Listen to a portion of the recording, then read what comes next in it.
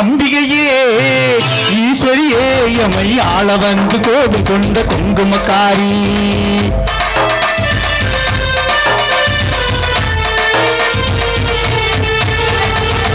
அம்பிகையே ஈஸ்வரியே எமை ஆள வந்து கோவில் கொண்ட குங்குமக்காரி. ஓங்காரியே வேப்பிலைக்காரி. ஓங்காரியே வேப்பிலைக்காரி. ஒரு உடுக்கையிலே பகை விரட்டும் முத்துமாரி. உடுக்கையிலே பகை விரட்டும் முத்துமாரி. அம்பிகையே ஈஸ்வரியே எமை ஆள வந்து கோவில் கொண்ட குங்குமக்காரி. எமை ஆள வந்து கோவில் கொண்ட குங்குமக்காரி. எமை ஆள வந்து கோவில் கொண்ட குங்குமக்காரி. அம்பிகையே ஈஸ்வரியே அம்பிகையே ஈஸ்வரியே. முத்துமாரி முத்துமாரி முத்துமாரி முத்துமாரி. ஆஹா ஆஹா அற்புதம். பாலும் தெளிதேனும் பாகும் பருப்பும் இவை நான்கும் கலந்துனக்கு நான் தருவேன். கோலம் செய் துங்க கரிமுகத்து தூமணியே நீ எனக்கு சங்கத்தமிழ் மூன்றும் தா. எல்லாம் அல்ல எல்லாமான நம்மை எல்லாம் காத்து கொண்டிருக்கின்ற ஆதிசக்தியாம் உலக சக்தி அன்னை மாரியம்மனது பொற்பாதம் அணிந்து இந்த அருமையான சிந்தனை சிரிப்பு பட்டிமன்றத்தினை கண்டும் கேட்டும் ரசித்துக் கொண்டிருக்கின்ற ரசிக ஓடி பெருமக்கள் அனைவருக்கும் எங்களது கோவில்பட்டி அன்னபாரதி கலைக்குழுவின் சார்பாக நெஞ்சார்ந்த நன்றியை தெரிவித்துக் கொள்கிறேன். பரவாயில்ல, கை தட்டுறாங்க கை தட்டுறாங்க. எனது அணிக்கு வலிமை சேர்க்க அமர்ந்திருக்கின்ற அருமைக்கும் பெருமைக்கும் உரிய சகோதரர் நீண்ட இடைவெளிக்கு பிறகு ஹரி அவர்களே. இளம் புயல். இந்த முன்னணி பட்டிமன்றத்திற்கு பின்னணி இசையமைத்துக் கொண்டிருக்கின்ற தமிழகத்தினுடைய மிகச்சிறந்த இசைக்கலைஞர் சகோதரர் சேகர் அவர்களே. சகோதரர் நெல்லையிலிருந்து வந்து கொண்டிருக்கின்ற ராஜ் அவர்களே. இந்த அருமையான நிகழ்விற்கு நடுவராக இருந்து நல்லதொரு தீர்ப்பினை வழங்க வந்திருக்கின்ற நாடு போற்றும் நல்லவர் வல்லவர் சென்ற இடங்களிலெல்லாம் வெற்றி கொடியை நாட்டி இன்றைக்கு பட்டிமன்ற உலகில் தனக்கென்று ஒரு பாணியை அமைத்து உலகெங்கும் இருக்கக்கூடிய தமிழ் ரசிகர்களுடைய நெஞ்சங்களில் நீங்காத இடம் பெற்றிருக்கின்ற திரைப்பட நடிகை, சின்னத்திரை நடிகை, சமீபத்தில் விஜய் டிவி கலக்க போகுது யாரு புகழ் அதெல்லாம் இருக்கட்டு. அது விட சிறப்பு என்னன்னு சொன்னா இப்போ அன்புடன் அன்னபாரதி அப்படின்னு சொல்லி ஒரு யூடியூப் சேனல் ஒண்ணு இருக்கு. ஆமா, அதுல சமையல் குறிப்புகளும் நிறைய இருக்கு. தாய்மார்கள் எல்லாம் அதை பயன்படுத்தி நீங்க நல்ல சமையல் செய்து வளம் பெறணும், புகழ் பெறணும். இதை விடவும் மேலாக நான் உண்மையில எதுவும் எழுதி கொடுக்கலங்கய்யா, அவரா சொல்லுதாருங்க. ஆமா, அதுல உண்மைதான். நீங்க அன்புடன் அன்னபாரதி அப்படின்னு யூடியூப்ல போட்டு பாருங்க வரும். இதை விட சிறப்பு என்னன்னு சொன்னா அலங்காநல்லூர் ஜல்லிக்கட்டு எல்லாரும் கேள்விப்பட்டிருப்போம், போய் பார்த்திருப்போம். ஆனா இதுவரையிலும் அங்கே ஆண் வர்ணனையாளர்கள் தான் இருந்து அங்கே செய்தியை ஒலிபரப்பு கொண்டிருந்தார்கள். முதல் முறையாக நமது கோவில்பட்டி சகோதரி அன்னபாரதி அவர்கள் முதல் முறையாக அங்கே இருந்து அந்த அவ்வளவு ரசிகர்களுடைய மனங்களிலும் இடம்பெற்றிருந்த ஒரே ஒப்பற்ற ஒரு நடுவர். நன்றி நன்றி நன்றி. துள்ளுது பாரு கால நாடு வருது பாரு துள்ளிக்கிட்டு.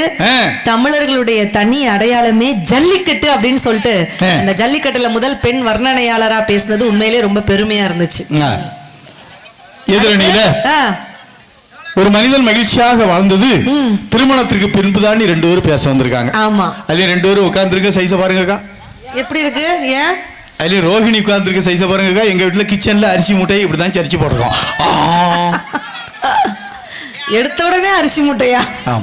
ஆனா உண்மையிலேயே SVS சவுண்ட்ஸுக்கு ஜோரா எல்லாரும் நல்ல ஒரு கைத்தட்டு கொடுத்துருங்க. பொதுமக்கள் நல்ல சவுண்ட்ஸ் நல்லா இருந்தா ஜோரா ஒரு கைத்தட்டு கொடுத்துருங்க. பறக்குது. Super super super. இப்படிதான் கும்பகோணத்துல ஒரு பட்டிமன்றம். இங்க அழகா மேடை போட்டிருக்காங்க, அங்க மேடை போடல. ஓபன் ஸ்டேஜில் பேச சொன்னாங்க, நான் பேசிக்கிட்டே இருந்தேன்.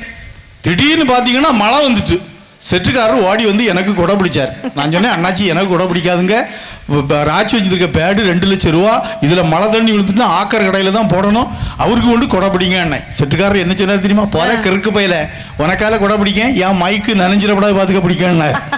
ஆனா நல்ல ஒரு ஆடியோ, நல்ல ரசிகர்கள். உண்மையிலேயே இவ்வளவு பெரிய ரசிகர்கள் மத்தியில நான் பேசி உண்மையிலேயே என்ன தெப்பகுளமா இது ரோஹிணி விழுந்து குளிச்சுட்டு வந்திருக்கலாம். ஆமா, அருமையான தலைப்பு நடுவர்களே. என்னாச்சு திடீர்னு? அட்டகாசமான தலைப்பு. திடீர்னு புரோட்டா வேலை. சூப்பர் தலைப்புனே. சுவையான தலைப்பு, மகிழ்ச்சியான தலைப்பு, வெரி குட், சிரிக்க வைக்கும் தலைப்பு, பெரியவர்களுக்கு ஏற்ற தலைப்பு, தாய்மார்களுக்கு உகந்த தலைப்பு, அடி மொழியான தலைப்பு, கருத்தான தலைப்பு, சிந்திக்க தூண்டும் தலைப்பு, இன்றைக்குள்ள தலைப்பு, காலகாலத்திற்கும் ஏற்ற தலைப்பு. ஆமா, என்ன தலைப்பு? என்ன ஏங்க 300ல 3/4 மணி நேரம் பேசியிருக்கணுங்க. ஆணின் மகிழ்ச்சி திருமணத்திற்கு முன்பா, திருமணத்திற்கு முன்பா, திருமணத்திற்கு முன்பா, பின்பா, திருமணத்திற்கு முன்பா. ஏன் அப்படி சொல்றீங்க? திருமணத்திற்கு இப்படி யார் நடுவர் அவர்களே பொதுமக்களை ஏன் போட்டு குழப்பணும்? மனிதன் மகிழ்ச்சியாக வாழ்ந்து திருமணத்திற்கு முன்பா பின்பா இப்படி எல்லாம் ஏன் புரியாம பேசவே கூடாது. ஒரே வார்த்தையில முடிச்சிடலாம். கேளுங்க, கல்யாணம் பண்ணினவே விளங்குவானா விளங்க மாட்டானா இப்படி சொல்லி இருக்கலாமா? அறுக்குன்னு ஒரு பாயிண்ட் பிடிச்சிட்டீங்களா? கல்யாணத்துக்கு முன்னாடி எங்க ஆண்மகள்லாம் எவ்வளவு ஜாலியா இருந்தா நடுவர்களே. குமுரு டப்புரு குமுரு டப்புரு குமுரு டப்புரு குமுரு டப்புரு குமுரு குமுரு குமுரு குமாரா காந்த கண்ணழகி முக்கு வீட்டுக்கு கிரியத்து முத்து பல்லழகி ஜோடி சேரவாடி மகிழ்ச்சியா இருந்தான். இப்போது இந்த பாடலுக்கு விளக்கம் சொல்லுவார் சிவராஜன் அவர்கள். விளக்கம் சொன்னா துட்டு அதிகமா பரவாயில்லையா? வாட் இஸ் மீன் தட் குமுரு டுப்புரா? ஏதோ டப்புரு குமுரு அதுல வாயில வந்தது போட்டா அது நான் இப்ப விளக்கமா சொல்ல முடியும். அந்த அளவு நீங்க மகிழ்ச்சியா இருந்திருக்கீங்க. அந்த அளவுக்கு அப்படி இருந்தா சொல்ல முடியாத அளவுக்கு அவ்வளவு இருந்து சந்தோஷமா இருந்தோம். எந்த பிக்கலும் கிடையாது, எந்த பிடுங்கலும் கிடையாது. ஆனா திருமணத்திற்கு முன்னால பாருங்க மகிழ்ச்சிய, திருமணத்துக்கு பின்னால இருந்த மகிழ்ச்சியை பாருங்க நடுவர்களே. அதாவது கிமு கிபின்னு பிரிக்கலாம். ஆமா அதுனா ஆமா கிமு கிபி பிரிச்சாங்க. இப்போ தீமு தீபின்னு பிரிங்க. அது என்ன தீமு தீபி? திருமணத்திற்கு முன், திருமணத்திற்கு பின். திருமணத்திற்கு முன்னால இந்த ஒரு மாரியம்மனுக்கு திருவிழா வந்துச்சுன்னா ஊர்ல உள்ள இளைஞர்கள் வட்டாரம் பெரியவர்கள் எல்லாரும் ஜாலியா ஊரெல்லாம் அப்படி சுத்தி அங்க போஸ்டர் எல்லாம் ஒட்டுவாங்க. பக்கத்து ஊர் அங்கெல்லாம் போய் போஸ்டர் எல்லாம் ஒட்டுவாங்க. திருமணம் முடிஞ்சு போயாச்சுன்னு வைக்க வீட்டை விட்டு வெளியே வரனாலே பொண்டாட்டிக்கிட்ட பெர்மிஷன் வாங்கினாதான் முடியும். அத சொல்லுங்க. உண்மை அவ அனுமதி இல்லாம கட்டுகளவை நம்ம இயங்காது நடுவர் அவர்களே. இப்போ எனக்கும் கல்யாணம் ஆயிடுச்சு, அங்க இருந்தே வருவோம். அப்படியா? கல்யாணம் ஆயிடுச்சா? ஆமா, எனக்கு ஒரே ஒரு கதை கல்யாணம் ஆயிருக்கு. என்ன மைக் செட்டுக்காரருக்கு என்ன 9 தடவையா கல்யாணம் ஆகும்? கல்யாணத்துக்கு முன்னாடி நான் பஸ் ஸ்டாண்டா போய் நிப்பேன். பிச்சை எடுக்கிறதுக்கா? வீட்டுக்கு போறதுக்கு பஸ் ஸ்டாண்ட்ல போய் நிப்பேன். அப்ப புதுசா கல்யாணமான ஜோடிகள் எல்லாம் பாத்தீங்கன்னா அந்த காலத்துல நம்ம ஐயா காலத்துல உள்ள ஆண்களுக்கு எல்லாம் இளைஞர் பருவத்துல கல்யாணம் நடக்கும். அவங்க பருவத்துல ஒரு பைக் இறக்கி இருந்தாங்க. என்ன பைக்கு? டிவிஎஸ் 50 எக்ஸ்எல் சேம்பு இந்த மாதிரி பைக் தான் இறக்கி இருக்கோம். சீட்டு நேரா தான் இருக்கும், எல்லாத்துக்கும் தெரியும், பெரியவங்களுக்கு எல்லாத்துக்கும் தெரியும். பின்னால இருந்த மனைவி என்னச்சிருப்பாங்க, ஓட்டிட்டு போற புருஷனுக்கு வயத்தை அணைச்சு பிடிச்சிருப்பாங்க. ஆமா, ஒரு பாசமா நேசமா அப்படி அழகா போகும்போதே சூப்பரா இருக்கும். கட்டழகானதோர் கற்பனை ராஜ்யம் கட்டி முடிந்ததடா அதில் கட்டில் அமைந்ததடா. கட்டழகானதோர் கற்பனை ராஜ்யம் கட்டி முடிந்ததடா அதில் கட்டில் அமைந்ததடா. ஒரு சட்டங்கள் தர்மங்கள் தேவையில்லை, இங்கு சக்கரம் சுற்றுதடா அதில் நான் சக்கரவர்த்தியடா. ஒரு கிண்ணத்தை ஏந்துகின்றேன், ஏன் ஏன் ஏன் பல எண்ணத்தில் ஏந்துகின்றேன், ஒரு கிண்ணத்தை ஏந்துகின்றேன், ஏன் ஏன் ஏன் வா வா வா. இது ஜாலி உங்களுக்கு. அப்போ அவங்க போல உள்ள பைக்ல அப்படி இருந்து பைக்கு. ஆனா இன்னைக்கும் நல்லா பாருங்க, கல்யாணமான ஜோடிகள் புதுசா பைக்கில் தான் போறாங்க. ஆனா பைக்கு தான் மாடலா கண்டுபிடிச்சிருக்கான். ஓட்டிட்டு போறவன் எங்க விழுந்து கிடக்கானா, இப்படி பள்ளத்துக்கு விழுந்து கிடக்கான். பின்னால பொண்டாட்டி எங்க இருக்கான்னா சீட்டு ஒரு 3 அடிக்கு தூக்கி வச்சிருக்கான். பொண்டாட்டி தூக்கி கொண்டு அங்க கொண்டு இருத்தி வச்சிருக்கான். அங்க இருக்கவளுக்கு அவனுக்கு இடுப்பு எட்டுமா, எங்க பிடிச்சிருக்கா, ஓட்டிட்டு போறவனுக்கு தொண்டை குழியா பிடிச்சிருக்கா. முடிச்ச உடனே ஒரு வார்த்தையும் பேச முடியுமா, ஆக்சிலேட்டர் இருக்குவான். வண்டி 100ல போவோம், வரும்போது 108ல யாரையும் வருவோம் மாறு மாறு. இந்த இருக்குன்னா அதே போல தான் வருவான். இதே போல நானும் கற்பனையில இருந்து எங்க அப்பா எனக்கு ஒரு பொண்ணை பார்த்து பேசி முடிச்சாங்க. கல்யாணத்தன்னைக்கு நான் நல்லா குளிச்சேன். அன்னைக்கு தான் குளிச்சிருக்கீங்க. ஆல்கிலர் ஷாம்பெல்லாம் போட்டு நல்லா குளிச்சேன். குளிச்சு முடிஞ்ச உடனே எங்க அப்பா ஒரு பெரிய மாலையை கொண்டு கழுத்துக்க போட்டார். இந்த சாமிக்கு கிடாவை பலி கொடுக்க முன்ன அது நல்லா குளிப்பாட்டி கொண்டு போக பத்தியா. இதே போல எனக்கு மாலையெல்லாம் போட்டு டாடா சுமோ கார் பிடிச்சி எங்க மாமியார் வீட்டுல போய் இறங்கி நிக்கேன். சரி, எங்க இறங்கி நிக்கேன்? மாமியார் வீட்டுல. மாமியார் வீட்டுல இறங்கி நிக்கேன். சரி, எனக்கு அவசரம், பாத்ரூம் போணுமா? அந்த அவசரம் இல்ல, நான் தாலியை கட்ட போற அவசரம். கவுண்டர் இப்பதான் கரெக்டா வருது. தாலி கட்ட போற அவசரம். சரி. ஆமா, நானும் இறங்கி நிக்கேன். சரி. நானும் முன்ன தாலி கட்டி பழக்கம் இல்ல பத்தியாக்கா. அவர் என்ன 2 மாசம் கோர்ஸா போயிட்டு வந்தாரு. எல்லாரும் ஒரு தடவை அங்க போய் கட்டுறதுதான். நாங்க இறங்கி நிக்கேன்.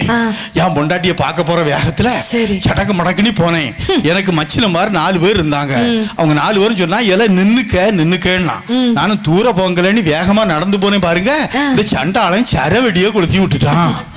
அது டப வெடிச்சு மேல பாக்க புகையா போகுது, கீழே பாக்க என் முட்டுல இருந்து ரத்தமா வடிவு அங்க வர்றான். அந்த வடிவு இல்ல, இது ரத்த வடிவு. பரவாயில்லையா? முத நாளே எனக்கு கல்யாணம் அலங்கோலமாய் போச்சு. 4 வரை என்ன கைத்தாங்களா கூப்பிட்டு மணவரையில உட்கார்ந்துருக்கேன். எங்க உட்கார்ந்துருக்கேன்? மணவரையில உட்கார்ந்துருக்கேன். பட்டு வேட்டி, பட்டு சட்டை, பட்டு பனியே, பட்டு சட்டி எல்லாம் பட்டு பட்டா போட்டு வட்ட மரமா உட்கார்ந்துருக்கேன். எதிர்த்த ரூம்ல வலிப்பா என்னங்க நல்லதானே இருந்தாரு இவ்வளவு நேரம் மனுஷன். காக்கா வலிப்பா. நான் இவ்வளவு நேரம் வெக்கப்பட்டு இருந்தேன். இவன் ஒரு ஏங்கக்காரன். ஆமாக்கா, இதுதான் வெக்கம். நல்லா கவனிச்சுக்கிடுங்க. கஷ்டப்பட்டு ட்ரை பண்ணிருக்கேன். சரி. என் பொண்டாட்டி அப்படி நடந்து வந்தா. நீங்க சொல்ல சொல்ல அங்க தாத்தா அவர் தாலி பொண்டாடி கட்டினது ஞாபகத்துக்கு வருது. அப்படியே நினைக்காரு. அண்ணன் போல நடந்து வந்து, அண்ணன் போல நடந்து வந்து என் அருக மருந்து நாணத்தோடு குனிந்து கண்ணம் சிவக்க நீ இருக்க மஞ்சள் கயிறு எடுத்து நது கழுத்தில் சூடும் இன்ப நாள் நெருங்கும் போது ஓ என்னை வீட்டு ஓடி போக முடியுமா? இனி முடியுமா? நாம் இருவரல்ல ஒருவர் என்று தெரியுமா? என் பொண்டாட்டி அண்ணன் போல நடந்து என் பக்கத்துல வந்து உட்காரவும் மணவர இடிஞ்சு என் தலைமையில விழுந்துட்டு. அப்பந்தான் எட்டி பார்த்தேன், இந்த சண்டாளி டன் கணக்கா வெயிட்டா இருந்திருக்கா. எனக்கு கல்யாணம் முடிச்சு வச்ச இந்த தரகரை நான் தேடிக்கிட்டே இருக்கேன். ரோகிணியோட வெயிட்டா? அதோட டபுள் மடங்கு. ஆமா, இந்த கல்யாணம் முடிச்சு வச்ச தரகரை நான் தேடிக்கிட்டே இருக்கேன். ஏன்டா கல்யாணத்துக்கு முன்னாடி போட்டோவை தரும்போது சொன்னார் தரகர், சிவராஜன் உன் பொண்டாட்டிய சொண்டுனா ரத்தம் வரும்ல, அவ்வளவு புண்ணா, அவ்வளவு பிரைட்டா தான் இருப்பாளே, அன்ன பாரதி கலர்ல தான் இருப்பாளே.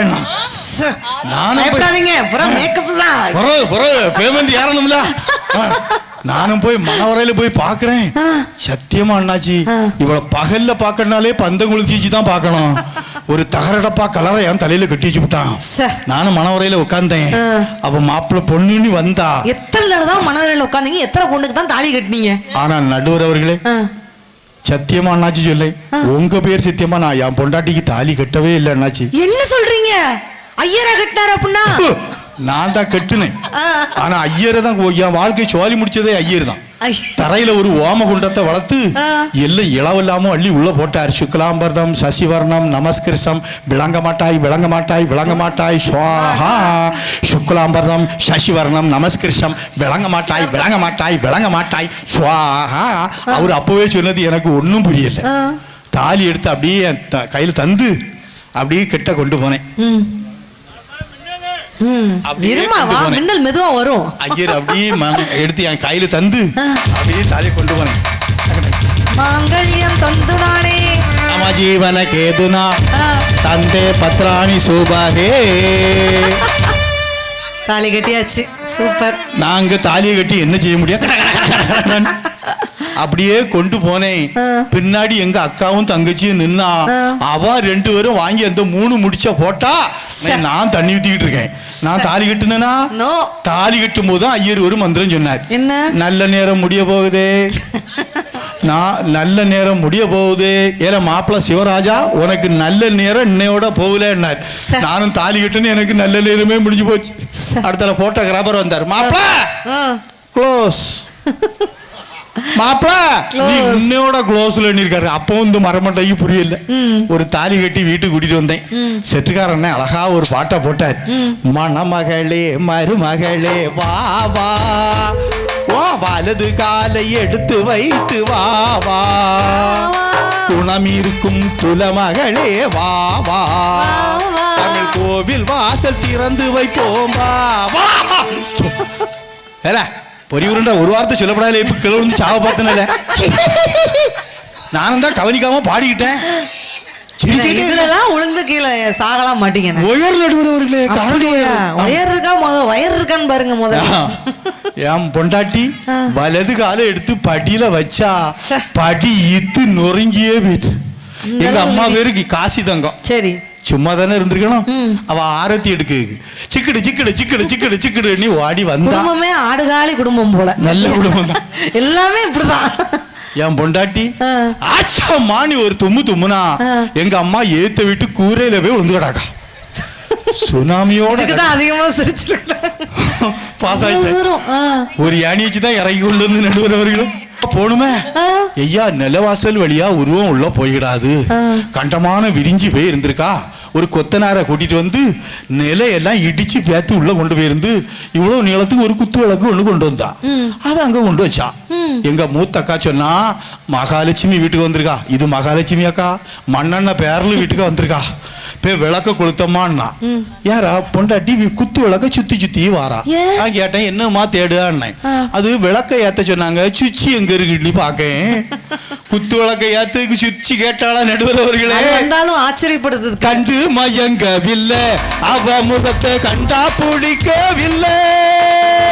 வலைய விரிச்சு போட்டு அதுல போய் நானே தான் மாட்டிக்கிட்டேன்.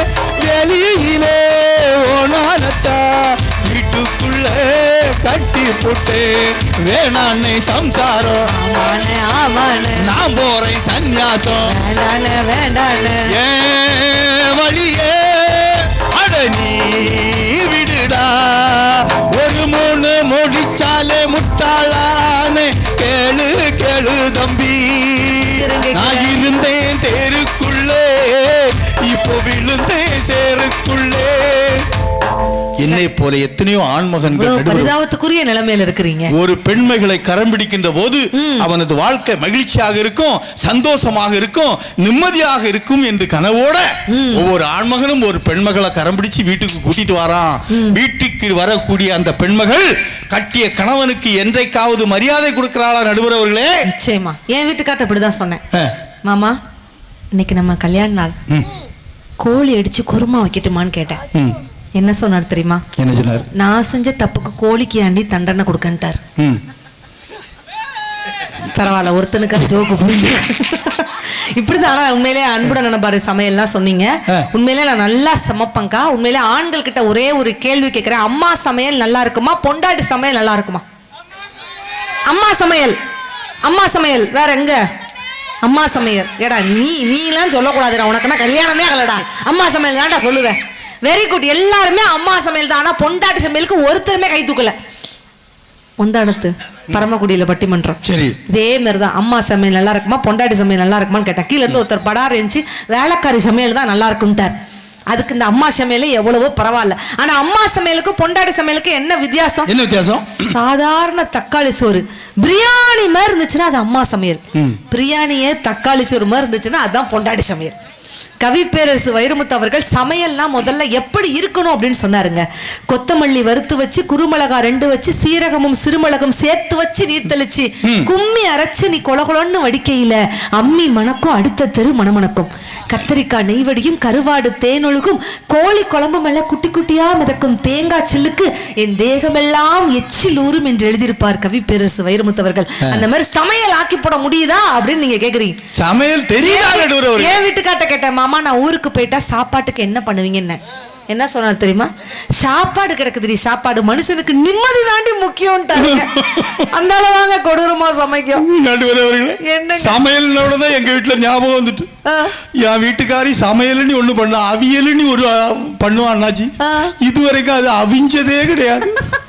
கூட்டுன்னு ஒண்ணு வைப்பா, இதுவரைக்கும் அது கூடுனதே கிடையாது. இப்போ சட்னி வைக்கா நடுவுல நீங்க சொன்னது போலதான். அண்ணா எங்க அம்மா ஒரு சட்னி வச்சான்னா ஒரு 4 தோசை எக்ஸ்ட்ரா கூடுதல் சாப்பிடுறான்னு சொல்லுவாங்க. நான் நல்லா இருக்கட்டும்னு நினைப்பேன். ஆனா இன்னைக்கு என் பொண்டாட்டி ஒரு சட்னி வைக்காக்கா, நொங்கு நுறைய மூக்கு செடி போலதான் இருக்கும். எடுத்து போட்டோம்னா அம்மா பேட்டையில போய் விழுந்து. இனிமே வாழ்நாளில் வேதாரண்ய மேடையில் சத்தியம் பண்ணுகிறேன், இனிமே நான் சட்னியே சாப்பிட மாட்டேன். அதை விடுக்க நடுவுல இப்போ ஒரு சட்னி வைக்கா. என்ன சட்னி? புதினா சட்னியா? பச்சை புள்ள ஆய் போன போலே இருக்கு. ஐயோ ஆனா என் பொண்டாட்டி மட்டும் பத்தினி இல்ல. காதை போட்டுட்டு நீ தான் நாளை காலையில புதினா சட்னி சாப்பிட. சத்தியமா சொல்ல, என் பொண்டாட்டி மட்டும் பத்தினி கிடையாது. அவ வைக்கக்கூடிய சட்டினியும் பத்தினி தான். எப்படி? என்ன தவிர எந்த மானங்கிட்ட பயிலும் தொட்டி விட மாட்டான். சட்டி பொட்டி கழுவவில்லை, சமையல் வேலை செய்யவில்லை. சட்டி பொட்டி கழுவவில்லை, சமையல் வேலை செய்யவில்லை. வெட்டி பையன் அவளை கட்டி வெறுமேச்சி ஊருக்குள்ள தாலிய கலத்தி அனுப்ப போறேன் வெறுங்களுக்கோட. வெகுமானத்தை புரோட்டா அதிகமா சாப்பிட்டுருக்கு. இப்பதான் ஏப்பமே வருது. அம்மா யாரை தப்பா அழைக்கி தந்துட்டாங்க. இருக்க வரைக்கும் என்ன விளங்க விட மாட்டான். ஆனா உண்மையிலே நல்லா சமைப்பாங்க. அப்படியா? சூப்பரா. நான் நல்லா சமைப்பேன் அப்படின்னு நம்பிக்கை உள்ளவங்க கை தூக்குங்க பார்க்கலாம். என்னை பார்த்தா சமைக்கிற பொண்ணு மாதிரி தெரியுதுன்னு சொல்றவங்க கை தூக்குங்க பார்க்கலாம். அண்ணே வெறும் 2 பேரு தாத்தா. அதுவும் என்னை பார்த்தா சமைக்கிற புள்ள மாதிரி தெரியலையா? நோவா? என் வீட்டுக்கார் ஸ்ட்ராங்கா இருக்கிறாருங்க. உண்மையில நல்லா சமைப்பேன் உண்மையிலே. ஆனாலும் எனக்கு என் வீட்டுக்காருக்கு போட வர பாரிசக்கா பயங்கர சண்டைக்கா. ஐயோ இதை வேற க்ளோஸ் அப்ல காமிப்பாங்க, வேண்டாங்க்கா. எனக்கு என் வீட்டுக்காருக்கு பயங்கர சண்டை. சப்பாத்தி கேட்டாரு. சரி சப்பாத்தி தானே கேக்குறாரு அப்படின்னு சொல்லிட்டு ஒரு நாள் இன்னைக்கு பட்டிமன்றம் இல்லைன்னு சொல்லிட்டு சப்பாத்தி சுட்டு தொட்டுக்க ரசம் வச்சேங்க. ரசமா? என்னமா ரசமா? இருப்பா, சப்பாத்தியே அனாதையா கிடக்கு, இடியாப்பத்துக்கு போயிட்டேன். ஆனா அந்த வேதாரண்யம் சைடு கடற்கரை ஓரமா என்னுடைய மீனவ நண்பர்கள்லாம் அப்படியே அழகா மீன் வச்சாங்கன்னா, கணங்கத்த மீனு வாங்கி மாமா மீனு வாங்கி காரத்தோட குழம்பு வச்ச மாமா குழம்பு வச்ச கொதிக்குது அது கொதிக்குது குக்கர்ல கொதிக்குது கொதிக்குது அது கொதிக்குது குக்கர்ல கொதிக்குது ஓடுது அது ஓடுது வளைய தேடி ஓடுது. போடு கணங்கத்த மீனு வாங்கி மாமா மீனு வாங்கி காரத்தோட சமைச்சி வச்ச மாமா சமைச்சி வச்ச. உண்மையிலே அருமையான ஒரு சமைக்கக்கூடிய நண்பர்கள் இருக்கக்கூடிய இடங்க இதெல்லாம். என் வீட்டுலாம் ஒரு புரிச்சினி என் வீட்டுக்காரி சைஸ்ல ஒரு பெருசா கொண்டு வந்தா. மேல் தட்டுல ஃபுல்லா ரசம், 2வது தட்டுல சாம்பார், 3வது தட்டுல புளிக்குழம்பு, 3வது தட்டு காலியா இருக்கு. ஏம்மா இதுக்குள்ள என்னமா வைக்க போறான்னு யாருக்கு மாறா பேசினீர்னா ஒண்ணுமும்ல துண்டு துண்டா வெட்டி உள்ள வச்சு விடுவாங்க. ஒரு வார்த்தை வீட்டுக்குள்ள பேச முடியல. ரொம்ப பரிதாபத்துக்குரிய நிலைமையா. அன்னைக்குள்ள பெண்கள் எல்லாம் பாத்தீங்கன்னா நேர் வச்சு எடுத்து தலையில வச்சிருப்பாங்க. ஒரு ஐஸ்வர்யமா இருக்கும், ஒரு மங்களகரமா இருக்கும். ஐஸ்வர்யம் எங்க வர்றா? ஐஸ்வர்யம் நடுவர் ஐஸ்வர்யம் அவ்வளவுதான் கூட. இங்க ஸ்மார் கவுண்டர் தேவையில்ல. நேர் வச்சு எடுத்து இழச்சிருப்பாங்க. பின்னால ஒரு 3 சடை போட்டு இழச்சிருப்பாங்க. பாக்குறதுக்கு மாரியம்மன் நடந்து வந்தது போல இருக்கு. கண்டாங்கி சேலை கட்டிட்டு வந்தாதுல இருக்கும். ஐயோ ஆனா இன்னைக்கு பாருங்க, எந்த சண்டாளியாவது இப்ப நேர் வச்சு எடுத்து தலையில இழைக்கிறாங்களா? ஏக்கா உங்க ஊர்ல யாரையும் சொல்லலக்கா. எங்க சொல்லி பாருங்களேன். நான் சொல்லு எல்லாமே உத்தரப்பிரதேசத்துல வடக்க உள்ள பெண்களை பேசிட்டு இருக்கேன். ஆமா, முடிச்சிட்டு எந்த பாதையோட வீட்டுக்கு போகணும்னு எனக்கே தெரிய மாட்டாங்க. பின்னாடி வேற அது என்னது ஏறி குளமான்னு தெரியல. ஆமா, அங்க உள்ள சண்டாளில உண்மையிலே நடுவரவர்கள் யாருமே இப்ப நேருச்சி எடுக்கிறதே கிடையாது. அவன் நேரே கன்னியாகுமரியில இருந்து ஆரம்பிச்சு நேர அது அகசீஸ்வரம் வந்து 2வது கொட்டாரத்துக்கு போய் சுசீந்திரத்துக்கு வந்து நேரே நாகர்கோயில் போய் அது பனகுடி வந்து திருநெல்வேலி வந்து தூத்துக்குடி கடலுக்கு விழுந்து சாவுவான். யாருக்கு பிரயோஜனம் இருக்கோ இல்ல தெரியல. உள்ள இருக்க ஈருக்கும் பேனுக்கு ரொம்ப வசதியா இருக்கு. முன்னுக்கு நேர்கோட்டில தான் ஓடிட்டு நடந்து இப்ப டைவ் அடிச்சு போயிட்டு இருக்கு. கலாச்சார சீரழி வந்த மாதிரி இருக்க நடுவர் அவர்களே. அன்னைக்குள்ள பெண்களுடைய ஆடையினுடைய கட்டுப்பாட பாருங்க, அப்படி அடக்க ஒடுக்கமாக இருக்கும். சின்ன குழந்தையா இருந்தா பாவடை சட்டை தான் போட்டிருப்போம், எல்லாத்துக்கும் தெரியும். அதுக்கு மேல் பகுதி போயாச்சுன்னா தாவணி தான் போட்டிருப்பாங்க. அதுக்கு மேல பகுதி போயாச்சுன்னா திருமண வயது அடைந்து அது இறுதி காலம் வரையிலும் சேலை மட்டும்தான் கொடுத்திருந்தாங்க. ஆனா இப்போ உள்ள சண்டாளியா பாருங்க, என்ன ட்ரெஸ் மாடலா மசக்களி ரசக்களி மெட்டியாலா செட்டியாலா சுட்டியாலா அவ எங்க கலவுண்டாலும் தெரியல பச்சைக்கல்லிய. ஆமா, அது இப்போ ஒரு ட்ரெஸ் கண்டுபிடிச்சிருக்காங்க பாத்தீங்களா? பட்டியாலாடி ஒரு ட்ரெஸ் கண்டுபிடிச்சிருக்காங்க. ஐயா என்ன உங்களுக்கு பிரச்சனை? அது மாடல் உங்களுக்கு தெரியுமா? நான் காட்டி தரேன், நான் சொல்லி தரேன். எல்லாமே கரெக்ட்டா வாட்ச் பண்ணி வச்சிருக்காரு. சொல்லுங்க. பட்டியாலா பேண்டைமா பாத்துருக்கீங்க தாத்தா? அவர் எங்க பார்த்தாரு? நீங்க பாட்டி எங்க பாத்துருக்கீங்க? பட்டியாலாவெல்லாம் பாத்துருக்காரு அவரு. இல்ல என்ன சொல்றாரு மாடலை பாத்துக்கிட்டு எல்லாரும் கேட்டுக்கங்க. ஒரு பாவடை எடுத்து இந்த காலுக்க போட்டிருக்கா. சரி, என்ன ஒரு பாவடை எடுத்து இந்த காலுக்க போட்டிருக்கா. அக்கா இந்த தெருவுல போனான்னா பாவாடை இந்த தெருவுல போயிட்டு அன்னைக்கு பட்டுக்கோட்டை பஸ் ஸ்டாண்ட்ல பார்க்க ஒரு அம்மா 2 சின்ன குழந்தைகளை கூட்டிட்டு வரா. அதுல பட்டியால ட்ரெஸ் தான் போட்டிருக்கா. அதுல மூத்த குழந்தை சொல்லுது, அம்மா நல்லா வெயில் அடிக்குதுமா, ஓரமா போய் ஒதுங்கி நிப்போமான்னா. இந்த அம்மா சொன்னா, ஒரு இடம் போண்டா, அங்க வாண்ணா. பட்டியாலே தூக்கி விட்டா. உள்ளப்போ உள்ளப்போ உள்ளப்போ உள்ள ஒண்ணு இருந்து குழு குழு குழு குழுங்கு. அடுத்த குழந்தை, அம்மா நான் எங்க போகணும், இங்க வர, தூக்கி விட்டா. உள்ளப்போ உள்ளப்போ உள்ள போய் இருக்கா. பஸ்ஸுக்குள்ள யாரு இருக்கா, கண்டக்டர் டிக்கெட் ஒரு டிக்கெட் தாங்க, 2 டிக்கெட் ஃப்ரீயா போயிட்டு. காமெடியோட உச்சகட்டத்துக்கு நீங்க போயிட்டு இருக்கீங்க. அவ்வளவு கொடுமை இருக்கிறது அவர்களே. கல்யாணத்துக்கு பிறகு இப்படி ஒரு அவமானம் எங்களுக்கு வந்து கொண்டிருக்கிறதே. சரி, இப்ப கேட்டு முடிச்சிருவோமே. இப்ப திருமணமான ஆண்களும் இருக்காங்க, திருமணமான பெண்களும் நிறைய பேர் இருக்காங்க. இப்ப திருமணமான ஆண்களை பார்த்து நான் ஒரு கேள்வி உங்களை பார்த்து கேட்பேனாச்சு, நீங்க சரியான பதில் சொல்லணும். நம்ம தலைப்புக்கு ஏற்ற ஒரு கேள்வி. நீங்க சொல்லக்கூடிய பதில வச்சுதான் நமக்கு நடுவர் தீர்ப்பு தருவாங்க. திருமணமான ஆண்கள்லாம் நல்லா கவனிச்சுடுங்க.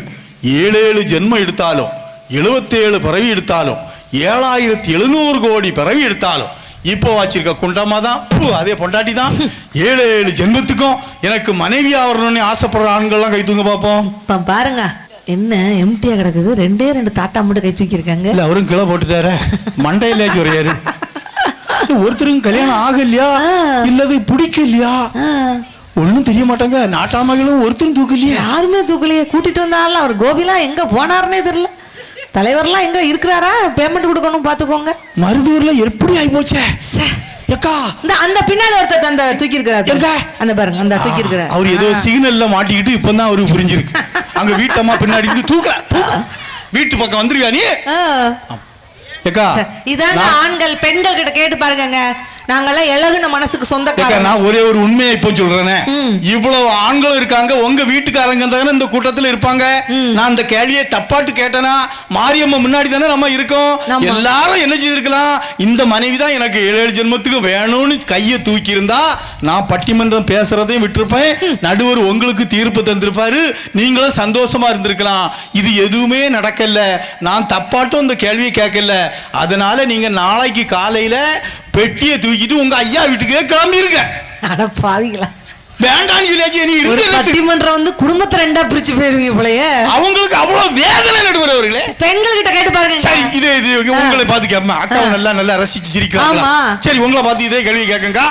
7 ஜென்மம் எடுத்தாலும், 77 பிறவி எடுத்தாலும், 7700 கோடி பிறவி எடுத்தாலும், இப்போ வச்சிருக்க சொட்டத்தலையும் தான், அதே புருஷன் தான். 7 ஜென்மத்துக்கும் எனக்கு கணவனா வரணும்னு ஆசைப்படுற பெண்கள்லாம் கை தூங்க பார்ப்போம். பரவாயில்லையா, அதுதாங்க பெண்கள் மனசுங்கிறது. பாருங்க, வேதாரண்ய மருதூர் மக்களா கொக்கா பெண்கள் பாருங்க, 10 மாச தங்கங்கள்ங்க, அத்தனை பேரும் சிரிச்சுக்கிட்டே தூக்கி இருக்கிறாங்க. பாசங்க 29. வீட்டுக்கார மேல உள்ள பாசம். மஞ்சச்சலக்கா அரிசி பருப்பெல்லாம் வாங்கி எடுத்து போட்டாரா, கைய தூக்குனா என்னையா, நகை நட்டெல்லாம் வாங்கி எடுத்து போட்டாரா, நல்லா வளைச்சு தின்னியலா. 29 பேர் தூக்கிருக்காங்க. எப்ப நல்லா சிரிச்சாங்கப்பா. வெற்றி பேமெண்ட் கூடிச்சு. அது யாரு சொன்னா, அதெல்லாம் அவை குறிப்பிலிருந்து நீக்கப்படுது. 29 பேர் கை தூக்கிருக்காங்க. நடுவர் தூக்கி இருக்காங்கன்னா என்ன அர்த்தம், மருதூர்ல 29 பேர் கை தூக்கிருக்காங்க. எனக்கு ரொம்ப சந்தோஷமா இருக்கு. ஆனா இந்த 29 பேரை ஏன் கை தூக்குனாங்கன்னு எனக்கு மட்டும்தான் தெரியும். ஏன்னா கை தூக்குன 29 பேர் வீட்லயும் அந்த அண்ணன் தான் குழம்பு வைப்பாரு, துணியெல்லாம் நல்லா துவைப்பாரு. மாதிரி தூக்கம் இல்லையா, 2 கை தூக்குவா, நல்லா தூக்குவா.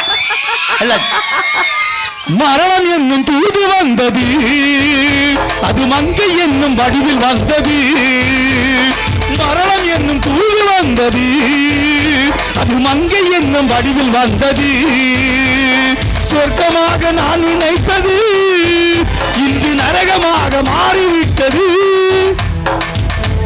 எழுங்கள் என் கல்லறையும் அந்த பாரி சகோதரி ஒரு பைத்தியக்காரி என்று, பாடுங்கள் என் கல்லறையும் அந்த ரோஹிணி ஒரு பைத்தியக்காரி என்று. சிரிக்கிறது பார்த்தா இவர் தான் பைத்தியக்காரன் நினைக்கிறேன். அழுதுகிட்டு இருக்கேன். கண்கள் தீட்டும் காதல் என்பது இது கண்ணில் நீரை வரவழைப்பது. பெண்கள் காட்டும் அன்பு என்பது நம்மை பித்தனாக்கி அலைய வைப்பது. கொண்டாடியே போ போ போ கொழுந்தியாரே வா வா. இதுக்குதான் அவர் எக்கோ வேற வைக்கிறார். குழந்தையாலே வா வா. ஏங்க கொஞ்சமா மனசாட்சி இருக்கா? ஒரு ஃப்ளோல வந்து ஃப்ளோல வருமா உங்களுக்கு இதெல்லாம்? என்னங்க இது? ஒரு இலவச- மனைவி என்பவள் யார்? யார்? தாலி கட்டிய மனைவி என்பவள் யார்? குடும்பக்காரி. சொல்லுங்க, உங்க ஸ்கிரிப்ட் சொல்லுங்க. கல்யாணம் முடிஞ்சு 15 நாள் இருக்க நடுவர் அவர்களே எனக்கு. நானே என் பொண்டாட்டிட்ட சொல்லிட்டு போனேன், ஏம்மா தேவையில்லாத பொருள் இதா இருந்தாதிக்கு பரன்ல போடு அப்படின்ட்டு நானும் டியூட்டிக்கு போயிட்டேன். ராத்திரி 8 மணிக்கு வீட்டுக்கு வரேன், எங்க அம்மாவை காணோம். ஒரு மணியும் காணையில. ஃப்ரெண்ட்ல வந்து பார்க்க பரன்ல ஒரு சத்தம் கேட்கு. வேற ஆசா சிவராஜ் அங்கே விட்டு பார்க்க பழைய பாத்திரத்தோட கிடக்கு. எங்க அம்மா குமஞ்சிட்டு நடக்கா. ஏம்மா நீ அங்க வந்து படுத்திருக்கானே? நான் எங்கெல்லாம் படுத்தேன், உன் பொண்டாட்டி தான் தூக்கி இறஞ்சான்னா. ஒரு யானி வச்சு இறங்கி கொண்டு வந்து, ஏம்மா செல்லத்தங்க நீ சும்மா படுத்துருந்த, எங்க அம்மா தூக்கி நீ ஏன் பரன்ல போட்டானே? நீ தானே சொல்லிட்டு போனுரு, வேண்டாத பொருள் இதா இருந்தா தூக்கி பரன்ல போடுன்னு. உங்க அம்மா சும்மா தான் கிடந்து இருமிட்டு இருந்தா அதான் தூக்கி போட்டேன்னா. கொலைகாரிகளாக இருந்து கொண்டிருக்கிறார்களே நடுவரவர்களே. இந்த பெண்கள் வருகின்ற வாழ்க்கையில எங்களுக்கு சந்தோஷம் இருக்கா? நிச்சயமாக வாய்ப்பே இல்லையே நடுவரவர்களே. ஆடையில ஒரு கட்டுப்பாடு இல்ல, மரியாதை கொடுக்கறது இல்ல. அன்னைக்கு முந்தா நாள் ஒரு சாம்பார் வச்சிருந்தா, ஒரு பிடி பிசைஞ்சு வாயில கொண்டு போறேன், உப்பு போடல. இதுல ஏதாவது தப்பு இருக்கான்னாச்சு? நான் உழைச்சி ராவும் பகலும் நான் உழைச்சி அவளுக்காக பிள்ளைகளுக்காக பாடுபடுறேன். உழைச்சி போட எனக்கு நீ உப்பு போடலையேன்னு கோவம் வந்துட்டு, என்னமா செல்லத்தாங்க உப்பு போடலையா? என்ன கொஞ்சம் இருக்கு, இப்ப வாரேன்னா நானும் மளிகை கடையில போய் உப்பு தான் வாங்க போயிருக்கான்னு நம்பி நானும் சாப்பாட்டுக்கு முன்னால உட்கார்ந்து இருக்கேன். 10 நிமிஷம் கழிச்சு பார்க்கேன், எங்க வீட்டு முன்னாடி ஒரு போலீஸ் வேன் வந்து இறங்கி நிற்கு. ஒரு 10 லேடிஸ் கான்ஸ்டபிள் லத்தியோட உள்ள வந்தா. இங்க யாருல துப்பு கட்ட பைய உப்பு கேட்டதுன்ட்டு என்கிட்ட வந்து நிற்கா. நானும் கிடுக்கிடுன்னு ஆடியாச்சு. ஐயா நான் தான் கேட்டேன், என்ன தப்பு? உன் பொண்டாட்டி ஓமையில விட்டு கேஸை கொடுத்துருக்கா, நீ இனி சாவு வரைக்கும் உப்பு கேட்கக்கூடாது, அப்படி கேட்டீங்கன்னா ஒன்னு பெண்கள் வன்கொடுமை சட்டத்தில் உள்ள தள்ளிடுவேன்னு இப்ப என்கிட்ட எழுதி வாங்கியிருக்கா. உப்பே வாங்க முடியல நடுவர்களே. உப்பு பேச்சாளர் சிவராஜன் சாருக்கு ஒரு பெரிய அரங்கு நிறைந்த கைத்தல கொடுக்குமாறு அன்போடு கேட்டுக்கொள்கிறோம். வணக்கம், மகிழ்ச்சி. ஆனா எப்படிப்பட்ட பேச்சாளர், உப்பு பேச்சாளரா இருக்கிறாரு மனுஷன். ஆனா உண்மையில வெளியில வந்தாவது உப்பு போட்டு சாப்பிடுவீங்களா? அதெல்லாம் சாப்பிடுவேன். மானவ ரோசம் வேணும்ல? கண்டிப்பா, அது அப்பப்ப வேணும். சரி, இங்க நீங்க மாமியார் மருமகளை பத்தி சொன்னீங்களா? கேளுங்க. இங்க மாமியாரும் மருமகளும் பக்கத்துல பக்கத்துல உட்கார்ந்தீங்கன்னா கை தூங்க பாப்போம். என்ன அடுத்து பாருங்க, சான்ஸே இல்லைன்னு சொல்லிட்டாங்க. வாய்ப்பே இல்லை. இந்தியா பாகிஸ்தான் போற கூட நிப்பாட்டிடலாம், மாமியா மருமக சண்டையை நிப்பாட்டினதா வரலாறே கிடையாது. சரி, இதே கேள்வி நானும் கேட்கிறேன், நடக்கதா இல்லையா பாப்போம். வீட்டுக்கு வந்திருக்க மருமகளை மாமியார்லாம் நல்லா கவனிச்சுடுங்க. வீட்டுக்கு வந்திருக்க மருமகளை மருமகளா நினைக்காம மகளாத்தான் நினைக்கிறேன். நாங்க எங்க போனாலும் ஒற்றுமையா தான் போவோம், எங்களுக்குள்ள சண்டையே வந்ததில்லை, என் பேர பிள்ளைகள்லாம் நான் தான் பார்த்துக்கிடுவேன், என் துணியை வரைக்கும் என் மருமக தான் துவைச்சு போட்டு என்ன நல்லா பார்த்துக்கிட்டுதான்னு சொல்லக்கூடிய ஒரு 3 மாமியாரு இப்ப மேடைக்கு முன்னாலே என்கிட்ட வந்து சொல்லுங்கக்கா, நான் இங்கே மருந்து அடிச்சு செத்து போயிறேன். அக்கா தயவு செய்து யாராவது வாங்கக்கா. எப்படி வருவா? இதுக்காண்டியாவது எப்படி வருவா? மாரியம்மா பாத்துட்டுல இருக்கா. அந்த பச்சை அக்கா இங்க மருமகளை கூப்பிட்டுற மாதிரி தெரியுது. அப்படி இல்ல, அப்படி பொய்யா சொல்றான். வாடி போவோம் கருவாப்பையில எங்க இருந்து பிடிச்சிட்டு வந்திருக்கு. வரமாட்டான் நடுவர். அந்த மருமா வந்துட்டா உங்களுக்கு மருந்து கன்ஃபார்ம். வீட்டுக்கு போறதுக்கு கூட்டிட்டு போறாங்க. அப்படியா? ஆமா. இல்ல எனக்கு அன்பளிப்பு தருவதற்காக போறாங்களோ. சரி, இதே வேற ஒரு கேள்வி கேட்கறேன், கேளுங்க. வீட்டுக்கு வந்திருக்க மருமகளை பார்த்து நான் கேட்கேன், வீட்டுல இருக்கக்கூடிய மாமியாரா நினைக்காம அம்மாவா தான் நினைக்கிறேன். அடுத்த மாமியார் வந்துட்டாங்க. இல்ல, நான் இப்ப மருமகளை கேட்கேன். மருமகளை நாங்க எங்க போனாலும் ஒற்றுமையா தான் போவோம். என் மாமியாருக்கு துணியெல்லாம் நான் தான் துவைச்சு போடுறேன், என் மாமியாருக்கு வேலைக்கு என் கையினால தான் நான் சமையல் பண்ணி கொடுக்குறேன், என் பிள்ளைகள்லாம் நல்லா பார்த்துக்கிட்டு தாங்க, நாங்க ஒற்றுமையா தான் இருக்கோம், இதுவரைக்கும் நாங்க சண்டையே போட்டதில்லைன்னு சொல்லி ஒரு 3 மருமக இப்ப மேடைக்கு முன்னால என்கிட்ட வந்து சொல்லுங்கக்கா, நான் ரோஹிணிக்கு கழுத்து கிடந்த செயினை கலத்தி தாரேன். ஏக்கா வாங்கக்கா, 7 பவுன்ல போட்டிருக்கா, வாங்கக்கா. 7 பவுனா ரோஹிணி? நடுவரோட எக்ஸ்ட்ரா 1 பவுன் போட்டுருக்க. பேமெண்ட் கட் ஆகிரு, வசதி கூடிச்சு பத்தியா? வாய்ப்பு இல்லை நடுவரே. அப்ப உறவு முறை என்பது எப்படி இருக்கிறது? சீரழிந்து போயிருக்கிறது. கல்யாணத்துக்கு முன்னாடி நாங்க 4 அண்ணன் தம்பி, நாங்க அவ்வளவு ஒற்றுமையா இருந்த நடுவரவர்களே. அத சொல்லுங்க. நாங்க ஒரு கடலை மிட்டாய் வாங்கினாலும் நாங்க 4 பேரும் பிச்சு தான் தும்போம். பிச்சைக்கார குடும்பம். அவ்வளவு அந்யோன்யமா இருந்தோம். எங்க வீட்டுல ஒரே ஒரு பிளேட் தான் உண்டு. சரி, அந்த ஒரு பிளேட்ல தான் நாங்க 4 பேரும் சோறு போட்டு சாப்பிடுவோம். எச்சக்கால குடும்பம்னு நினைச்சிடாது. அவ்வளவு ஒற்றுமையாக இனி அடுத்ததுல சொல்லணும். அவ்வளவு ஒற்றுமையாக இருந்தேன்.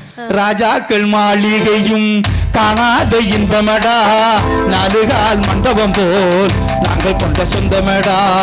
ரோஜாவின் இதழ்களைப் போல் மாறாத நேசமடா, ரோஜாவின் இதழ்களைப் போல் மாறாத நேசமடா.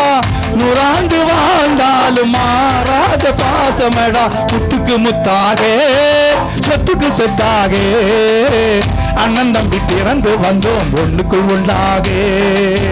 அன்பாலே இணைந்து வந்தோம் கண்ணுக்குள் கண்ணாக. அப்படி இருந்த எங்க குடும்ப நடுவர் அவர்களே, மருமகனிட்டு 4 சண்டாளி வந்து வலது காலை எடுத்து வச்சு எங்க வீட்டுக்குள்ள வந்தா, எங்க வீடு 4 பங்கு வச்சு இன்னைக்கு நாங்க 4 பேரும் 4 தெருவுல போய் வாடகைக்கு இருக்கமே. பொதுவாக ஒன்னே ஒரு கருத்தை சொல்றேன் நடுவர் அவர்களே, கல்யாணத்துக்கு முன்னாடி இருந்த அண்ணன் தம்பி 4 பேரும் சண்டை போட்டுக்கிட்டு இருந்தாங்க. நான் வீட்டுக்கு வந்த முகூர்த்தத்துல தான் சண்டை போட்டுக்கிட்டு இருந்த எல்லாத்தையும் ஒற்றுமைப்படுத்தி நாங்க இன்னைக்கு ஒரே குடும்பத்துல தான் இருக்கணும். ஒரு பெண்களால சொல்ல முடியுமா நடுவர் அவர்களே? உங்களால நாங்க அன்பை இழந்தோம், பண்பை இழந்தோம், தாயை இழந்தோம், தகப்பனை இழந்தோம், அண்ணனை இழந்தோம், தம்பியை இழந்தோம், சகோதரியை இழந்தோம், எல்லாத்தையும் இழந்து நிக்கிறோமே. நீங்க எந்த ஒரு குடும்பத்தையாவது சேர்த்து வச்சதாக சொல்லி இருந்தா நாங்க கல்யாணத்துக்கு பிறகுதான் மகிழ்ச்சின்னு சொல்லிக்கலாம் நடுவர் அவர்களே. எங்க வீட்டுல கேளுங்க, அவன் கொஞ்சம் உங்களை சிரிக்க வைக்கிறதுக்காகத்தான் என் பொண்டாட்டியை பத்தி கொஞ்சம் தரக்குறைவா பேசிவிட்டேன் பாருங்க. ஆமா, எல்லாரும் இந்த எனக்கு பொண்டாட்டியாட்டு கிடைச்சது இந்த மாரியம்மா போட்ட பிச்சை தான் நான் சில தங்கத்தை கட்டியிருக்கேன். ஆமா, கொஞ்சம் தரக்குறைவா பேசிவிட்டேங்க. எல்லாரும் என் மனைவிக்காக ஜோரா ஒரு கைத்தட்டு கொடுத்துருங்க. நல்ல ஜோரா கைத்தட்டு மகாமாரியம்மன் அருள் இப்பொழுதுதான் கிடைச்சிருக்கு. நான் தெரியாம பேசிவிட்டேங்க. எல்லாரும் என்ன மன்னிச்சுக்கிடுங்க. ஒவ்வொருத்தருக்கும் காலில் விழுந்து மன்னிப்பு கேட்க முடியாது. ஆமா, மொத்தமா கும்பிட்டுட்டேன். ஏன் தெரியுமாக்கா, நான் இன்னைக்கு நம்ம ஊர்ல பேசிக்கிட்டு இருக்கோம்ல, ஆமா மருதூர்ல பேசிக்கிட்டு இருக்கோம்ல, எப்படி நான் வீட்டுக்கு போறதுக்கு சாயங்காலம் 5 மணி ஆயிரும். ஆமா, 2 நாள் கழிச்சு நாளைக்கு சாயங்காலம் 5 மணிக்கு போறது வரையிலையும் என் பொண்டாட்டி செல்லத்தங்கம் ஒரு பிடி சோறு வரை சாப்பிட மாட்டாக்கா. ஒரு பிடி சோறு கூடயா? பட்டினியா இருப்பா, விரதமா இருப்பா, கொஞ்சம் கூட சாப்பிட மாட்டாங்களா? விரதமா இருப்பா. ஏன் ஏன் ஏன் ஏன் எதுக்கு? நான் போய் தானே சோறே பொங்கணும். ஆனா நான் உடனே பொங்க மாட்டேன். அரை மணி நேரம் பாத்திரம் கழுவிக்கிட்டு தான் சோறு பொங்குவேன். ஆனா நான் தான் சோறு பொங்க பாத்திரம் கழுவுறேன்னு எங்க ஊர்ல ஒரு பேரும் கண்டுபிடிச்சிட மாட்டான். எப்படி? என் பொண்டாட்டிக்கு சோத்த கலர் நைட்டியை தூக்கி நான் போட்டுக்கிடுவேன். தலையில ஒரு தலை துண்டை எடுத்து கட்டிட்டு மானங்கட்ட வாழ்க்கை நாங்க வாழ்ந்துகிட்டு இருக்கோமே நடுவர் அவர்களே. கல்யாணத்துக்கு முன்னாடி ஒவ்வொரு ஆண்மகனும் சூரக்கோட்டை சிங்கக்குட்டியா இருந்தான் நடுவர் அவர்களே. என்னைக்கு கல்யாணம் 3 முடிச்ச போட்டானோ அதுல இருந்து சூரக்கோட்டை சிங்கக்குட்டியா இருந்தவன் பாளையங்கோட்டை பன்னிக்குட்டியா போயிட்டான், அருப்புக்கோட்டை ஆட்டுக்குட்டியா போயிட்டான், நாகர்கோயில் நாய்க்குட்டியா போயிட்டான்னு சொன்னா அந்த அளவுக்கு மாற்றப்பட்டு விட்டோம் நடுவர்களே. கல்யாணத்துக்கு பிறகு எங்களது ஆண்மகனுடைய கைகள் எல்லாம் கட்டப்பட்டிருக்கிறது, கொடுமைக்கு ஆளாகி கொண்டிருக்கிறோம். எங்களுக்கு மகிழ்ச்சி இல்லை, நிம்மதி இல்லை, ஆனந்தம் இல்லை என்கின்ற காரணத்தினால், குடும்பத்திற்குள் ஒற்றுமை இல்லை என்கின்ற காரணத்தினால், எந்த சூழலை எடுத்துக்கொண்டாலும் ஒரு மனிதன் மகிழ்ச்சியாக வாழ்ந்தது திருமணத்திற்கு முன்பே என்று சொல்லி வாய்ப்பளித்த அனைவருக்கும் நன்றி கூறி அமர்கிறேன். நன்றி, வணக்கம். பெரிய கைத்தட்டல் கொடுத்துடலாம். அருமை அருமை அருமை, அற்புதம். விசில் பறக்க பேசியிருக்கிறாரு சிவராஜன் சார் அவர்கள். நிறைய விஷயங்கள் சொன்னாருங்க. சமையல் சரியில்லை, பண்பாடு இல்லை, கலாச்சாரம் இல்லை, புருஷனை மதிக்கிறது இல்லை, மாமியார் மருமகள் ஒற்றுமை இல்லை, இதெல்லாம் இருக்கும்போது எப்படிங்க திருமணத்திற்கு பின்பு ஒரு ஆணுக்கு மகிழ்ச்சி இருக்கும் அப்படின்ட்டு நிறைய கேள்விகள் கேட்டிருக்கிறார். உண்மையிலேங்க ஒரு ஆண் எப்பொழுது மகிழ்ச்சி அடைவான்? எப்பொழுது மகிழ்ச்சி அடைவான்? யாராவது யோசிச்சு பார்த்துருக்குறீங்களா? சின்ன பிள்ளையில கல்யாணத்துக்கு முன்னாடி அம்மா என்ன பண்ணுவாங்க தெரியுமா? அப்பாவுக்கு தெரியாம பெத்த மகனுக்கு காசு கொடுப்பவள் தான் அம்மா. அதுவே திருமணத்திற்கு அப்புறம் ஒரு ஆண் கட்டின பொண்டாட்டிக்கு தெரியாம பெத்த அம்மாவுக்கு காசு கொடுக்கக்கூடிய நிலைமை ஒரு ஆணுக்கு வருதோ தெரியுமா? அப்ப எவ்வளவு பாவம் கஷ்டப்படுறான் பாத்தீங்களா? ஒரு பெத்த தாயை கூட கவனிக்க முடியல, ஒரு வாய் சோறு போட முடியலையே அப்படின்ட்டு கொதிச்சு போய் பேசியிருக்கிறார். வேதாரண்யத்துல இவ்வளவு விசில் சத்தம்னா எங்க பேச்சாளர்களுக்கு பேமெண்டே வேண்டாங்க, அவ்வளவு சந்தோஷமா இருக்கு. அதுக்காண்டி கொடுக்காம விட மாட்டோம், கொடுப்போம். உண்மையில அந்த பையன் பதறுதான். உண்மையிலேங்கய்யா தலைவர் ஐயா குலுங்கி குலுங்கி சிரிக்கிறார். தலைவர் குலுங்கி சிரிக்கிறீங்க பாத்திருக்கீங்களா? கண்ணியமானவர்கள் ஏன் ஆண்கள்ட்டு சொல்றேன். 10,000 பெண்கள் இருந்தாலும் 10 லட்சம் பெண்கள் இருந்தாலும் ஏன் 10 கோடி பெண்கள் இருந்தாலும் ஒரு ஆணின் கண்கள் யாரை பார்க்கும் தெரியுமாங்க? யாரை பார்க்கும்? அவன் கட்டின பொண்டாட்டிய மட்டும் தாங்க பார்க்கும். ஏன்? அவ இருக்கிறாளான்னு செக் பண்ணிட்டு தான் அவனை அடுத்தால சைட் அடிக்கவே ஆரம்பிப்பான்.